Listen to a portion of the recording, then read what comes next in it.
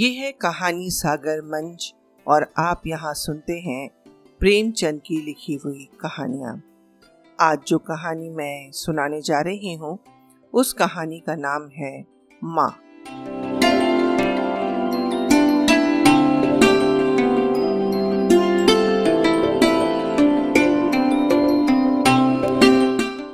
आज बंदी छूट कर आ रहा है। करुणा ने एक दिन पहले ही घर लीप पोत रखा था। इन 3 वर्षों में उसने कठिन तपस्या करके जो 10-5 रुपए जमा कर रखे थे वह सब पति के सत्कार और स्वागत की तैयारियों में खर्च कर दिए। पति के लिए धोतियों का नया जोड़ा लाई थी, नए कुर्ते बनवाए थे, बच्चे के लिए नए कोट और टोपी बनवाई थी। बार बार बच्चे को गले लगाती और प्रसन्न होती। अगर इस समय बच्चे ने सूर्य की भांति उदय होकर उसके अंधेरे जीवन को प्रदीप्त न कर दिया होता तो कदाचित ठोकरों ने उसके जीवन का अंत कर दिया होता। पति के कारावास दंड के 3 ही महीने बाद इस बालक का जन्म हुआ। उसी का मुंह देख देख कर करुणा ने ये 3 साल काट दिए। वह सोचती, जब मैं बालक को उनके सामने ले जाऊंगी तो वे कितने प्रसन्न होंगे। उसे देखकर पहले तो चकित हो जाएंगे, फिर गोद में उठा लेंगे और कहेंगे, करुणा, तुमने ये रत्न देखकर मुझे निहाल कर दिया। कैद के सारे कष्ट बालक की तोतली बातों में भूल जाएंगे। उनकी एक सरल, पवित्र, मोहक दृष्टि हृदय की सारी व्यथाओं को धो डालेगी। इस कल्पना का आनंद लेकर वह फूली न समाती थी।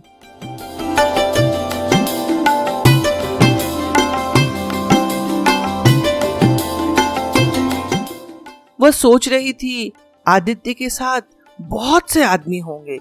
जिस समय वे द्वार पर पहुंचेंगे, जय जयकार की ध्वनि से आकाश गूंज उठेगा।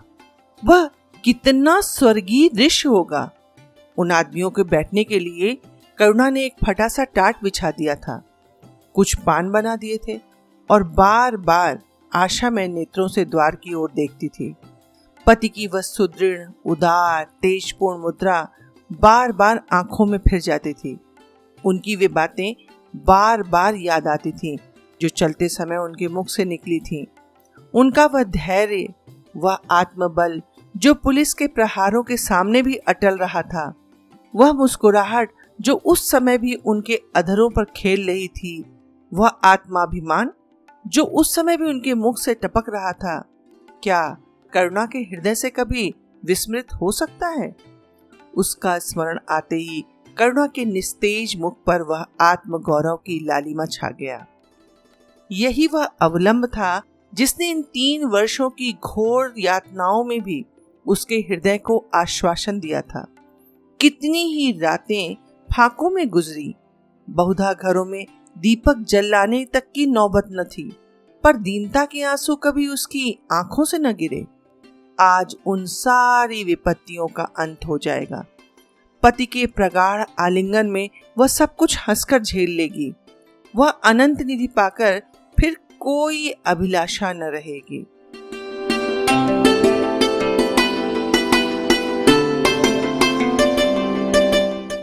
गगन पथ का चिरगामी लपका हुआ विश्राम की ओर चला जाता था, जहां संध्या ने सुनहरा फर्श सजाया था और उज्जवल पुष्पों की सेज बिछा रखी थी।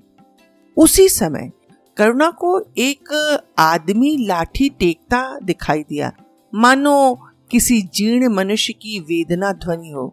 पग पग पर रुक रुक कर खांसने लगता था। उसका सिर झुका हुआ था।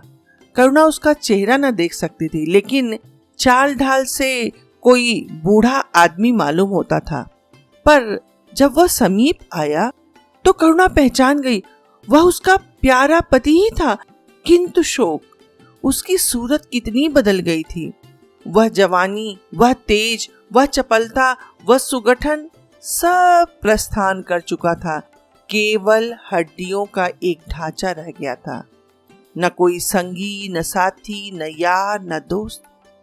करुणा उसे पहचानते ही बाहर निकल आई, पर आलिंगन की कामना हृदय में दबा कर रह गई। सारे मंसूबे धूल में मिल गए। सारा मनोल्लास आंसुओं के प्रवाह में बह गया, विलीन हो गया। आदित्य ने घर में कदम रखते ही मुस्कुराकर करुणा की ओर देखा, पर उस मुस्कान में वेदना का एक संसार भरा हुआ था। करुणा ऐसी शिथिल हो गई मानो हृदय का स्पंदन रुक गया हो। वह फटी हुई आंखों से स्वामी की ओर टकटकी बांधे देख रही थी, मानो उसे अपनी आंखों पर अब भी विश्वास न आता हो। स्वागत या दुख का एक भी शब्द उसके मुख से न निकला। बालक भी गोद में बैठा हुआ सहमी आंखों से इस कंकाल को देख रहा था और माता की गोद में चिपटा जाता था। आखिर उसने कातर स्वर में कहा, यह तुम्हारी क्या दशा है, बिल्कुल पहचाने नहीं जाते। आदित्य ने उसकी चिंता को शांत करने के लिए मुस्कुराते हुए कहा, कुछ नहीं, जरा दुर्बल हो गया हूं। तुम्हारे हाथों का भोजन पाकर फिर स्वस्थ हो जाऊंगा। छी, सूख कर कांटा हो गए हो। क्या वहां भरपेट भोजन नहीं मिलता था? तुम कहते थे राजनीतिक आदमियों के साथ बड़ा अच्छा व्यवहार किया जाता है, और वे तुम्हारे साथी क्या हो गया जो आठों पहर तुम्हें घेरे रहते थे और तुम्हारे पसीने की जगह खून बहाने को तैयार रहते थे। आदित्य की त्योरियों पर बल पड़ गए। बोले, यह बड़ा ही कठिन अनुभव है करुणा। मुझे न मालूम था कि मेरे कैद होते ही लोग मेरी ओर से आंखें फेर लेंगे, कोई बात भी न पूछेगा। राष्ट्र के नाम पर मिटने वालों का यह पुरस्कार, मुझे न मालूम था। जनता अपने सेवकों को बहुत जल्दी भूल जाती है, यह तो मैं जानता था, लेकिन अपने सहयोगी और सहायक इतने बेवफा होते हैं, इसका मुझे पहला ही अनुभव हुआ है। लेकिन मुझे किसी से शिकायत नहीं। सेवा स्वयं अपना पुरस्कार है। मेरी भूल थी कि मैं इसके लिए यश और नाम चाहता था। तो क्या वहां भोजन भी न मिलता था? यह न पूछो करुणा, बड़ी करुण कथा है। बस यही गनीमत समझो कि जीता लौट आया। तुम्हारे दर्शन बदा थे, नहीं कष्ट तो ऐसे ऐसे उठाए कि मुझे अब तक प्रस्थान कर जाना चाहिए था। मैं जरा अब लेटूंगा, खड़ा नहीं रहा जाता, बैठा नहीं जाता। दिन भर चलते हुए इतनी दूर से जो आया हूं, चलकर कुछ खा तो लो, फिर आराम से लेटना। बालक को गोद में उठाकर, बाबूजी हैं बेटा, तुम्हारे बाबूजी, इनकी गोद में जाओ, तुम्हें प्यार करेंगे। आदित्य ने आंसू भरी आंखों से बालक को देखा और उनका एक एक रोम उनका तिरस्कार करने लगा। अपनी जीर्ण दशा पर उन्हें कभी इतना दुख न हुआ था। ईश्वर की असीम दया से यदि उनकी दशा संभल जाती तो वे फिर कभी राष्ट्रीय आंदोलन के समीप न जाते। इस फूल से बच्चे को यूं संसार में लाकर दरिद्रता की आंख में झोंकने का उन्हें क्या अधिकार था? वे अब लक्ष्मी की उपासना करेंगे और अपना क्षुद्र जीवन बच्चे के लालन पालन के लिए अर्पित कर देंगे। उन्हें इस समय ऐसा ज्ञात हुआ कि बालक उन्हें उपेक्षा की दृष्टि से देख रहा है, मानो कह रहा हो, मेरे साथ आपने कौन सा कर्तव्य पालन किया? उनकी सारी कामना, सारा प्यार बालक को हृदय से लगा लेने के लिए अधीर हो उठा, पर हाथ फैल न सके। हाथों में शक्ति ही न थी। करुणा बालक को लिए हुए उठी और थाली में कुछ भोजन निकाल कर लाई। आदित्य ने क्षुधापूर्ण नेत्रों से थाली की ओर देखा, मानो आज बहुत दिनों के बाद कोई खाने की चीज सामने आई। जानते थे कि कई दिनों के उपवास के बाद और आरोग्य की इस गई गुजरी दशा में उन्हें जुबान को काबू में रखना चाहिए, पर सब्र न हो सका। थाली पर टूट पड़े और देखते देखते थाली साफ कर दी। करुणा शशंक हो गई। उसने दोबारा किसी चीज के लिए न पूछा, थाली उठाकर चली गई, पर उसका दिल कह रहा था, इतना तो कभी न खाते थे।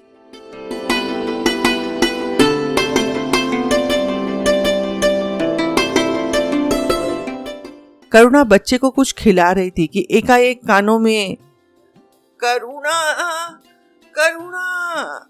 करुणा ने आकर पूछा, क्या क्या हुआ? तुमने मुझे पुकारा? आदित्य का चेहरा पीला पड़ गया था और सांस जोर जोर से चल रही थी। हाथों के सहारे वहीं टाट पर लेट गए।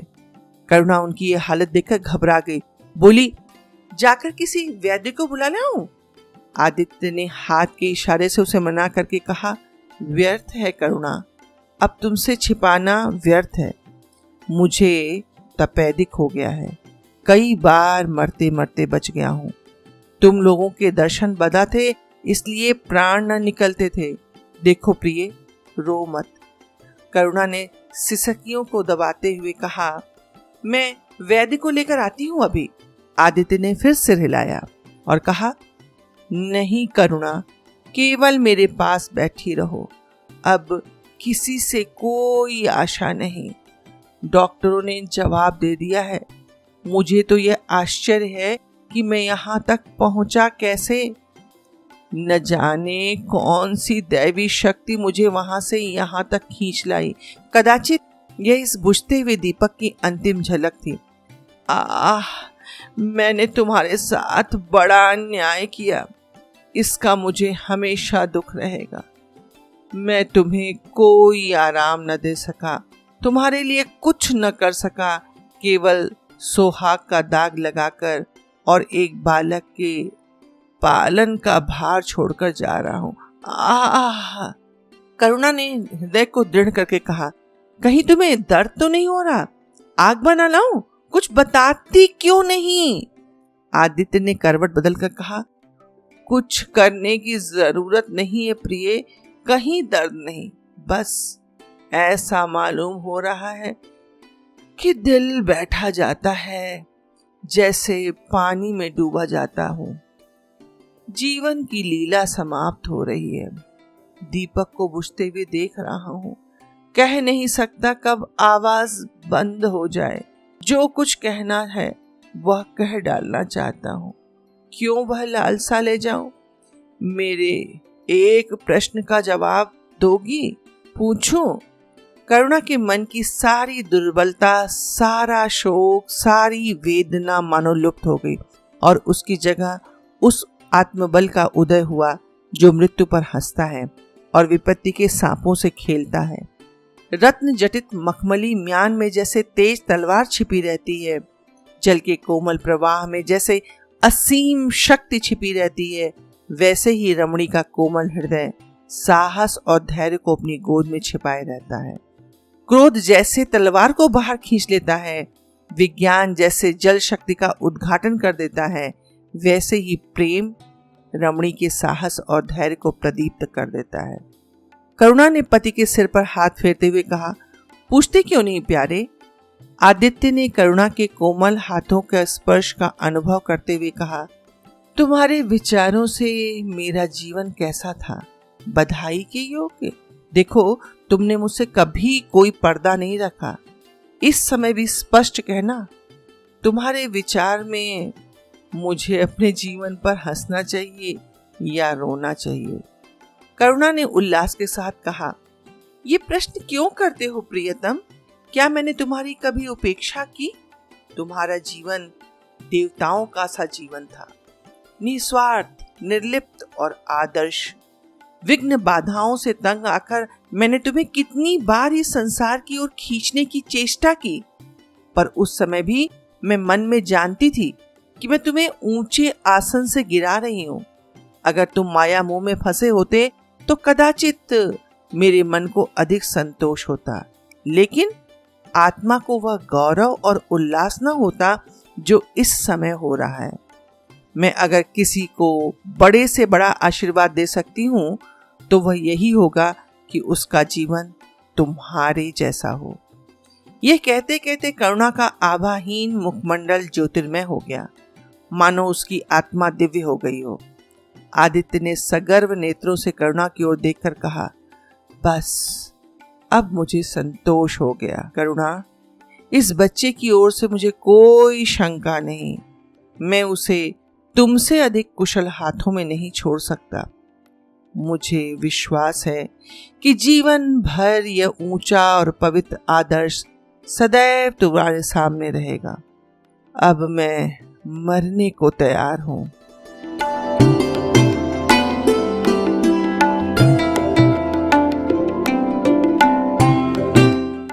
सात वर्ष बीत गए।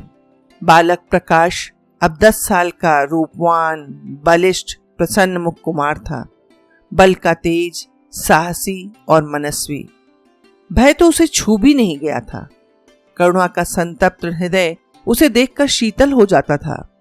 संसार चाहे करुणा को अभागिनी और दीन समझे, पर वह कभी भाग्य का रोना नहीं रोती। उसने उन आभूषणों को बेच डाला जो पति के जीवन में उसके प्राणों से प्रिय थे, और उस धन से कुछ गाय और भैंसे मोल ले ली। वह कृषक की बेटी थी। गोपालन उसके लिए नया व्यवसाय न था। इसी को उसने अपनी जीविका का साधन बनाया। शुद्ध दूध कहाँ मयस्सर होता है। सब दूध हाथों हाथ बिक जाता था। करुणा को पहर रात से पहर रात तक काम में लगा रहना पड़ता था, पर वह प्रसन्न थी। उसके मुख पर निराशा या दीनता की छाया नहीं, संकल्प और साहस का तेज है। उसके एक एक अंग से आत्मगौरव की ज्योति सी निकल रही है। आंखों में एक दिव्य प्रकाश है, गंभीर, अथाह और असीम।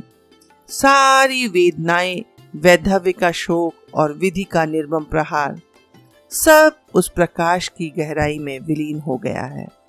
प्रकाश पर वह जान देती है। उसका आनंद, उसकी अभिलाषा, उसका संसार, उसका स्वर्ग, सब प्रकाश पर न्यौछावर है। पर यह मजाल नहीं कि प्रकाश कोई शरारत करे और करुणा आंखें बंद कर ले। नहीं, वह उसके चरित्र की बड़ी कठोरता से देखभाल करती है।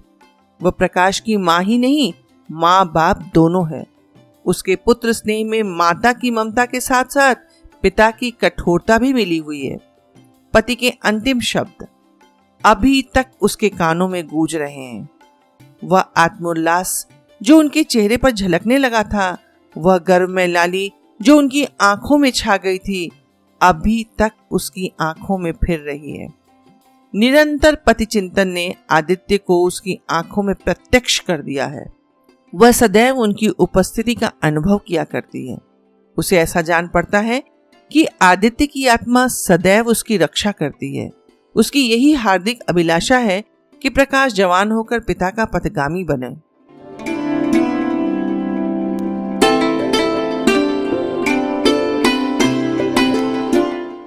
संध्या हो गई थी। एक भिखारिन द्वार पर आकर भीख मांगने लगी। करुणा उस समय गौओं को पानी दे रही थी। प्रकाश बाहर खेल रहा था। बालक ही तो ठहरा। शरारत सूझी, घर में गया और कटोरे में थोड़ा सा भूसा लेकर बाहर निकला। भिखारिन ने अपनी झोली फैला दी। प्रकाश ने भूसा उसकी झोली में डाल दिया और जोर जोर से तालियां बजाता हुआ वहां से भाग गया। भिखारिन ने अग्निमय नेत्रों से देखकर कहा, वाह रे लाडले, मुझसे हंसी करने चला है। अरे यही तेरे माँ बाप ने सिखाया है, तब तो खूब कुल का नाम जगाओगे। करुणा उसकी बोली सुनकर बाहर निकल आई और पूछा, क्या है माता जी, किसे कह रही हो? भिखारिन ने प्रकाश की तरफ इशारा करके कहा, वह तुम्हारा ही लड़का है ना? देखो, कटोरे में भूसा भरकर मेरी झोली में डाल गया। चुटकी भर आटा था, वह भी मिट्टी में मिल गया। अरे कोई इस तरह दुखियों को सताता है? सबके दिन एक से नहीं रहते। आदमी को घमंड नहीं करना चाहिए। करुणा ने कठोर स्वर में पुकारा, प्रकाश। प्रकाश लज्जित न हुआ, अभिमान से सिर उठाए हुए आया और बोला, वो हमारे घर भीख क्यों मांगने आई है? कुछ काम क्यों नहीं करती?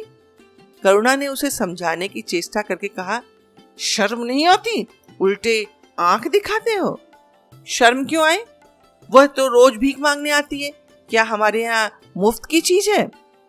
अरे तुम्हें कुछ न देना होता तो सीधे कह देते जाओ, लेकिन तुमने शरारत क्यों की? तो उसकी आदत कैसे छूटती? करुणा ने बिगड़ कर कहा, तुम ना अब पिटोगे मेरे हाथ से। पीटूंगा क्यों? आप जबरदस्ती पीटेंगे?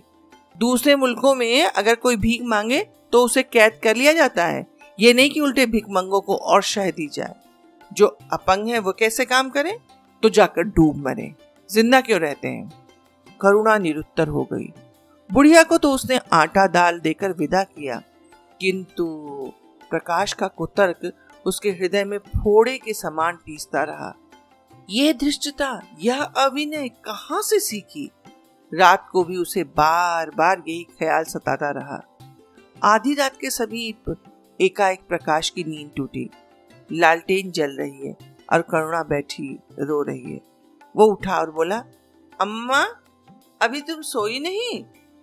करुणा ने मुंह फेरकर कहा, नींद नहीं आई, तुम कैसे जाग गए? प्यास तो नहीं लगी है?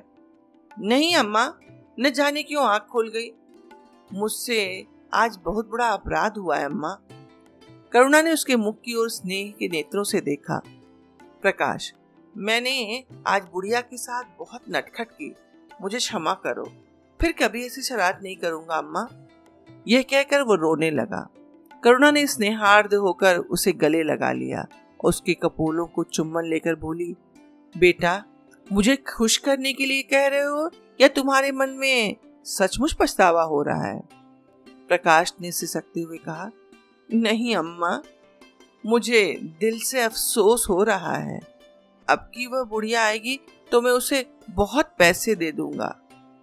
करुणा का हृदय मतवाला हो गया। ऐसा जान पड़ा आदित्य सामने खड़े बच्चे को आशीर्वाद दे रहे हैं और कह रहे हैं, करुणा शोक मत करो, प्रकाश अपने पिता का नाम रोशन करेगा, तेरी संपूर्ण कामनाएं पूर्ण हो जाएंगी।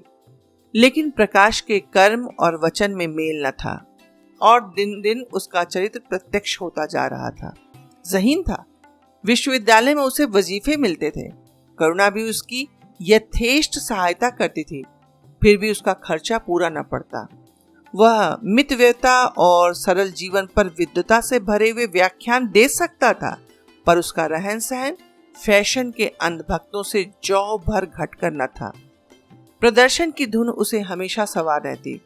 उसके मन और बुद्धि में निरंतर द्वंद्व होता रहता। मन जाति की ओर था, बुद्धि अपनी ओर। बुद्धि मन को दबाए रहती थी। उसके सामने मन की एक न चलती। जाति सेवा ऊसर की खेती है। वहां बड़े से बड़ा उपहार जो मिल सकता है वह है गौरव और यश, पर वह भी स्थायी नहीं है। इतना अस्थिर कि क्षण में जीवन भर की कमाई पर पानी फिर सकता है। अतएव उसका अंतःकरण अनिवार्य वेग के साथ विलास में जीवन की ओर झुकता था। यहाँ तक कि धीरे धीरे उसे त्याग और निग्रह से घृणा होने लगी। वह दुर्व्यवस्था और दरिद्रता को हे समझता था। उसके हृदय न था, भाव न थे, केवल मस्तिष्क था। और मस्तिष्क में दर्द कहाँ? वहां तो तर्क हैं, मंसूबे हैं। सिंध में बाढ़ आई, हजारों आदमी तबाह हो गए। विश्वविद्यालय ने वहां एक सेवा समिति भेजी।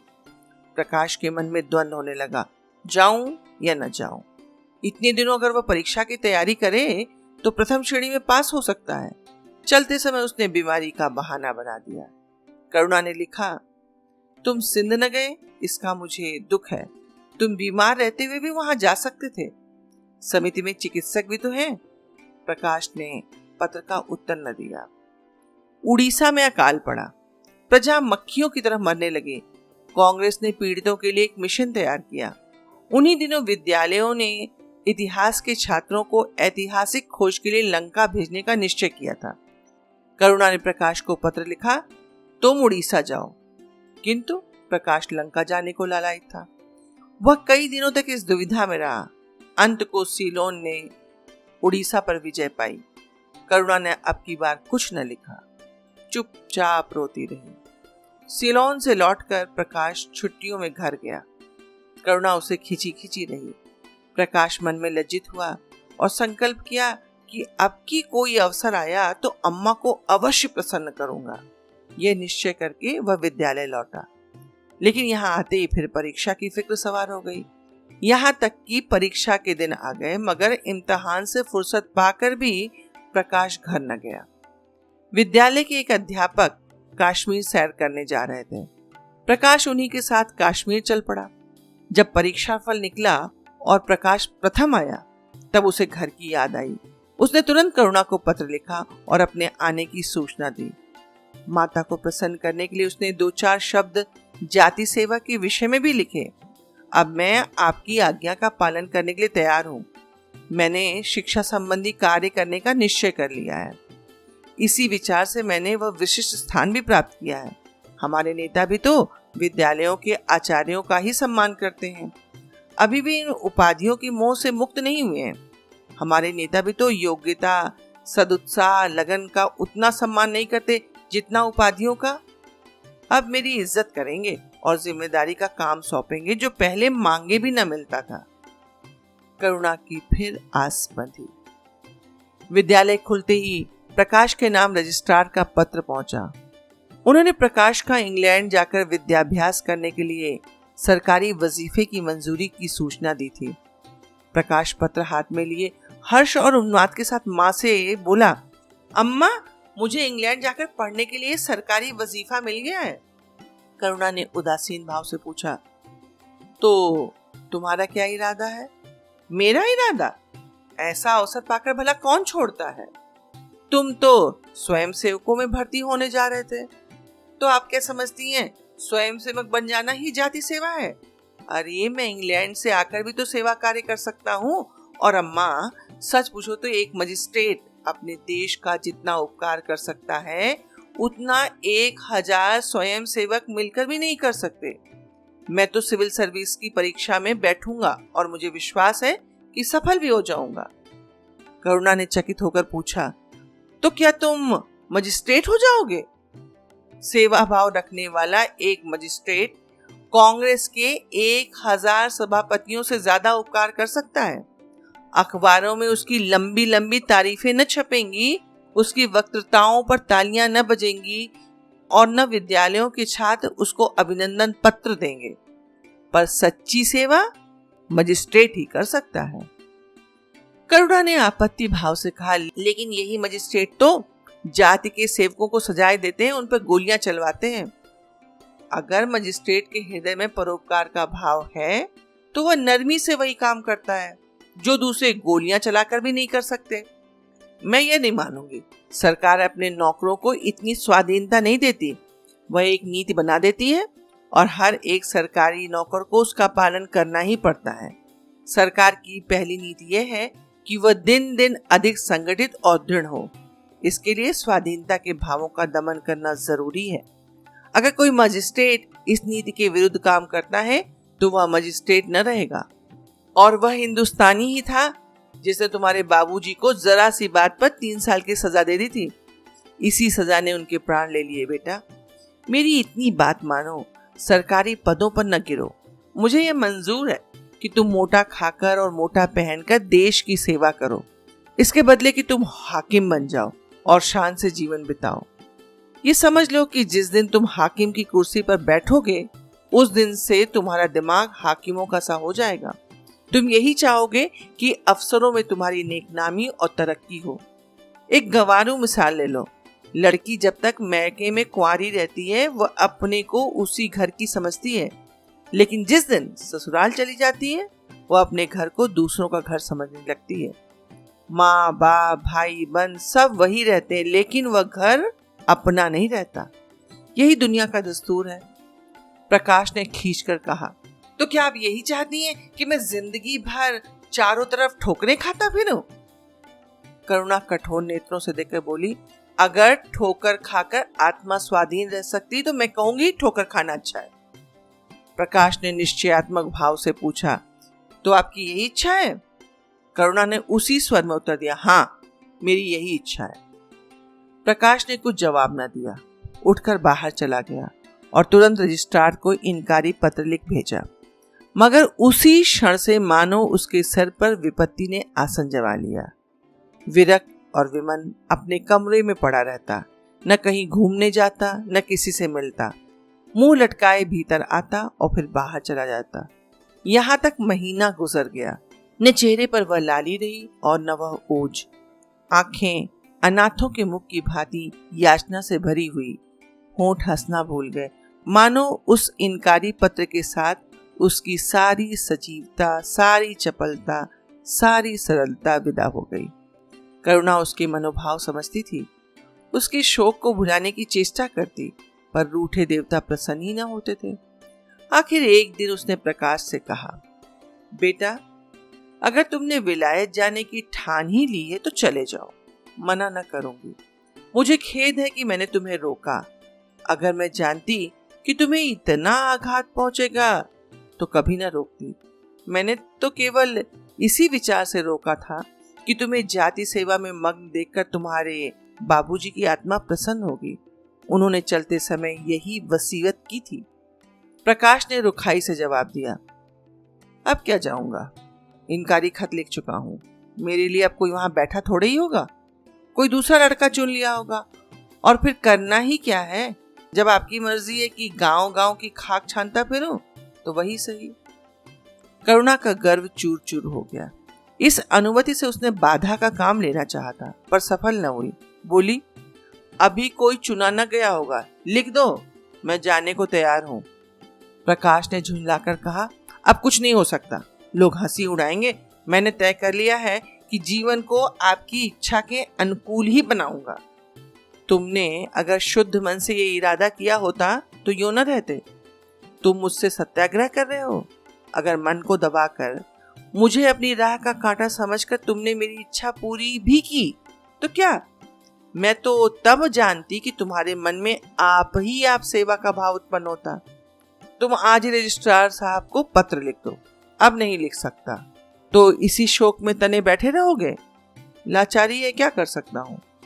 करुणा ने कुछ न कहा। जरा देर में प्रकाश ने देखा कि वह कहीं जा रही है, मगर वह कुछ नहीं बोला। करुणा के लिए बाहर आना जाना कोई असाधारण बात न थी, लेकिन जब संध्या हो गई और करुणा न आई तो प्रकाश को चिंता होने लगी। अम्मा कहाँ गई होगी, यह प्रश्न बार बार उसके मन में उठने लगा। प्रकाश सारी रात द्वार पर बैठा रहा। भांति भांति की शंकाएं मन में उठने लगी।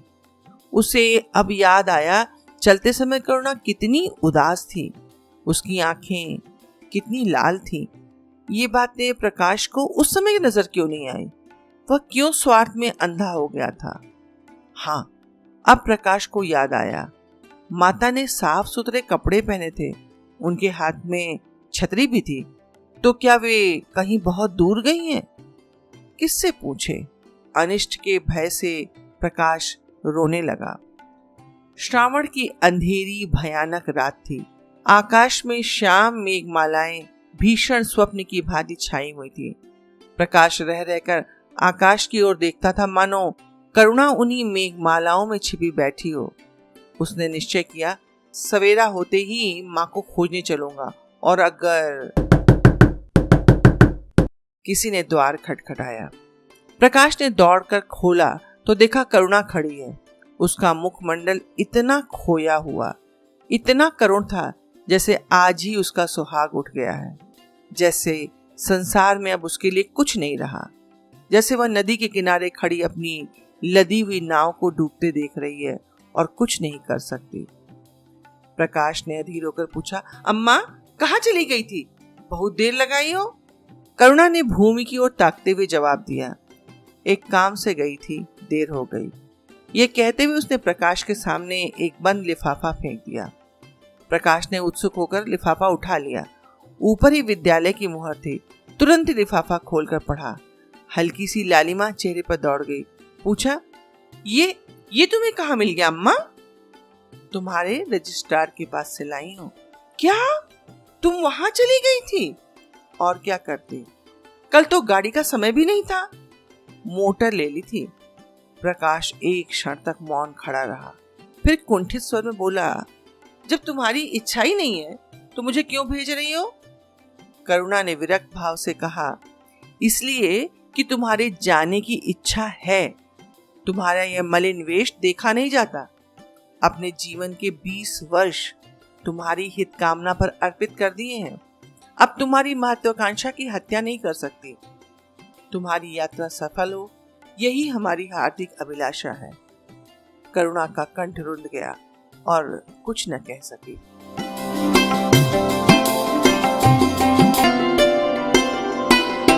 प्रकाश उसी दिन से यात्रा की तैयारियां करने लगा। करुणा के पास जो कुछ था वह सब खर्च हो गया। कुछ ऋण भी लेना पड़ा। नए सूट बने, सूटकेस लिए गए। प्रकाश अपनी धुन में मस्त था। कभी किसी चीज की फरमाइश लेकर आता, कभी किसी चीज की। करुणा इस एक सप्ताह में कितनी दुर्बल हो गई है, उसके बालों पर कितनी सफेदी आ गई, चेहरे पर कितनी झुर्रियां पड़ गई, ये उसे कुछ नजर ना आता। उसकी आंखों में इंग्लैंड के दृश्य समाये हुए थे। महत्वाकांक्षा आंखों पर पर्दा डाल देती है। प्रस्थान का दिन आया। आज कई दिनों के बाद धूप निकली थी। करुणा स्वामी के पुराने कपड़ों को बाहर निकाल रही थी। उनके गाढ़े की चादरें, खद्दर के कुर्ते, पजामे और लिहाफ अभी तक संदूक में संचित थे। प्रतिवर्ष वे धूप में सुखाए जाते और झाड़ पोंछ कर रख दिए जाते थे। करुणा ने आज फिर उन कपड़ों को निकाला, मगर सुखाकर रखने के लिए नहीं, गरीबों में बांट देने के लिए। वह आज अपने पति से नाराज है। वह लुटिया, वह डोर, घड़ी जो आदित्य की चिर संगनी थी और जिनकी 20 वर्ष से करुणा ने उपासना की थी, आज निकालकर आंगन में फेंक दी गई। वह झोली जो बरसों आदित्य के कंधों पर आरूढ़ रह चुकी थी, आज कूड़े में डाल दी गई। वह चित्र जिसके सामने 20 वर्ष से करुणा सिर झुकाती थी, आज वही निर्दयता से भूमि पर डाल दिया गया। पति का कोई स्मृति चिन्ह वह अब अपने घर में नहीं रखना चाहती थी। उसका अंतःकरण शोक और निराशा से विदीर्ण हो गया। और पति के सिवा वह क्रोध उतारे तो किस पर उतारे? कौन है उसका अपना? वह किससे अपनी व्यथा कहे, किसे अपनी छाती चीरकर दिखाए? वे होते तो क्या आज प्रकाश दास्ता की जंजीर गले में डालकर फूला समाता? उसे कौन समझाए कि आदित्य भी इस अवसर पर पछताने के सिवा और कुछ न करते।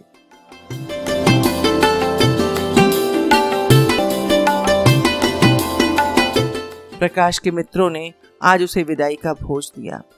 वहां से वह संध्या समय कई मित्रों के साथ मोटर पर लौटा। सफर का सामान मोटर पर रख दिया गया। तब वह अंदर जाकर माँ से बोला, अम्मा जाता हूँ, बंबई पहुंचकर पत्र लिखूंगा। तुम्हें मेरी कसम अम्मा, रोना मत और मेरे खतों का जवाब बराबर देते रहना। जैसे किसी लाश को बाहर निकालते समय संबंधियों का धैर्य छूट जाता है, रुके हुए आंसू निकल पड़ते हैं और शोक की तरंगे उठने लगती हैं, वही दशा करुणा की हुई। कलेजे में एक हाहाकार हुआ जिसने उसकी दुर्बल आत्मा के एक एक अणु को कंपा दिया। मालूम हुआ पांव पानी में फिसल गया है और वह लहरों में बही जा रही है। उसके मुख से शोक या आशीर्वाद का एक शब्द भी न निकला। प्रकाश ने उसके चरण छुए, अश्रु जल से माता के चरणों को पखारा, फिर बाहर चला गया। करुणा पाषाण मूर्ति की भांति खड़ी रही। सहसा ग्वाले ने आकर कहा, बहू जी भैया चले गए, बहुत रो रहे थे। तभी करुणा की समाधि टूटी। देखा सामने कोई नहीं है।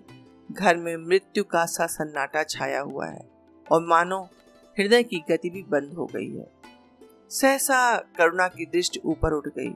उसने देखा कि आदित्य अपनी गोद में प्रकाश की निर्जीव देह लिए खड़े हो। करुणा पछाड़ खाकर गिर पड़ी।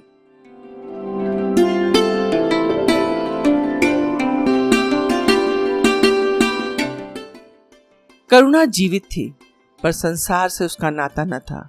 उसका छोटा सा संसार जिसे उसने अपनी कल्पनाओं के हृदय में रचा था, स्वप्न की भांति अनंत में विलीन हो गया था। जिस प्रकाश को सामने देखकर वह जीवन की अंधेरी रात में भी हृदय में आशाओं की संपत्ति लिए जी रही थी, वह बुझ गया और संपत्ति लुट गई। अब न कोई आश्रय था, न कोई उसकी जरूरत थी। जिन गऊओं को वह दोनों वक्त अपने हाथों से दाना चारा देती और सहलाती थी, वे अब खूंटे पर बंधी निराश नेत्रों से द्वार की ओर तकती रहती थी। बछड़ों को गले से लगाकर पुचकारने वाला अब कोई न था। किसके लिए दूध दूहे, मट्ठा निकाले, खाने वाला कौन था? करुणा ने अपने छोटे से संसार को अपने अंदर ही समेट लिया था, किंतु एक सप्ताह में करुणा के जीवन में फिर रंग बदला। उसका छोटा सा संसार फैलते फैलते विश्वव्यापी हो गया। जिस लंगर ने नौका को तट के एक केंद्र पर बांध रखा था, वह उखड़ गया। अब नौका सागर के अशेष विस्तार में भ्रमण करेगी, चाहे वह उद्दाम तरंगों के वक्ष में ही क्यों न विलीन हो जाए। करुणा द्वार पर आ बैठ और मोहल्ले भर के लड़कों को जमा करके दूध पिलाती। दोपहर तक मक्खन निकालती और वह मक्खन मोहल्ले भर के लड़के खाते। फिर भांति भांति के पकवान बनाती और कुत्तों को खिलाती। अब यही उसका नित्य का नियम हो गया था। चिड़िया, कुत्ते, बिल्लियां, चीते, चींटियां सब अपने हो गए थे।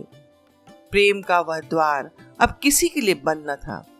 उस अंगुल भर जगह में जो प्रकाश के लिए भी काफी न था, अब समस्त संसार में समा गया था।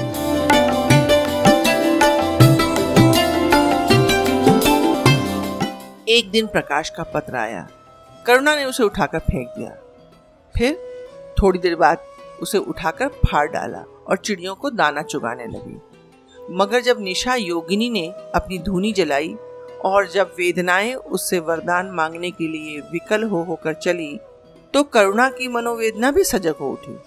प्रकाश का पत्र पढ़ने के लिए उसका मन व्याकुल हो उठा। उसने सोचा, प्रकाश मेरा कौन है? मेरा उससे क्या प्रयोजन? हाँ, प्रकाश मेरा कौन है? हृदय ने उत्तर दिया, प्रकाश तेरा सर्वस्व है। वह तेरे उस अमर प्रेम की निशानी है जिससे तू सदैव के लिए वंचित हो गई।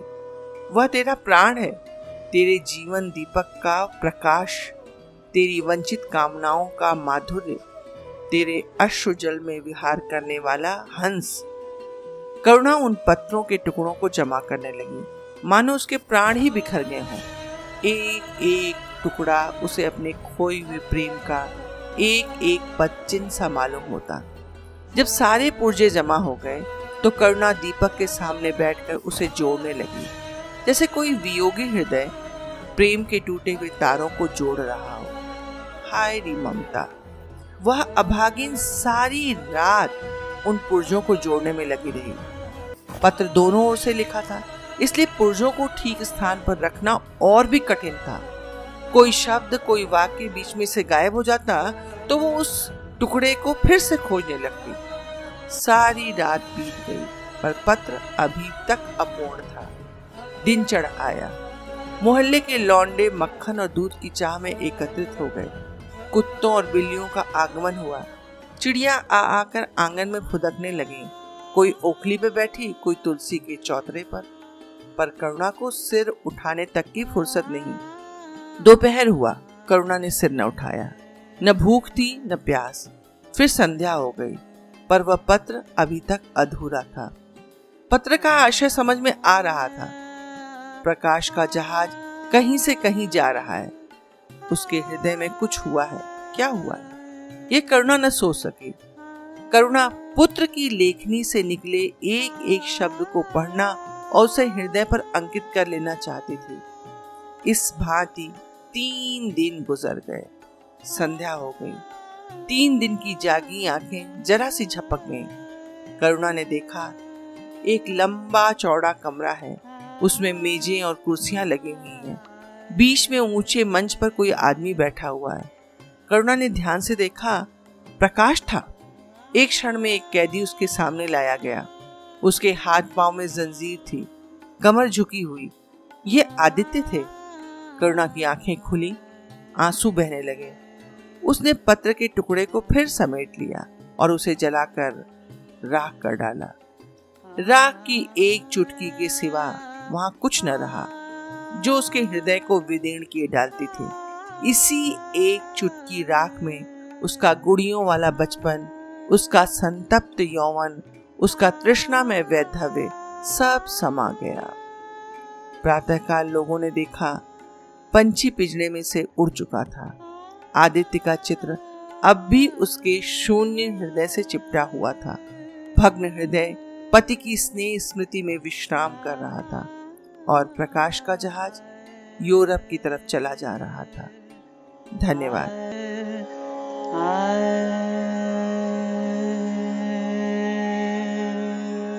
मित्रों, ये थी प्रेमचंद की कहानी माँ, जो बड़ी ही मार्मिक कहानी है और निश्चित रूप से आपके हृदय को झकझोर रही होगी।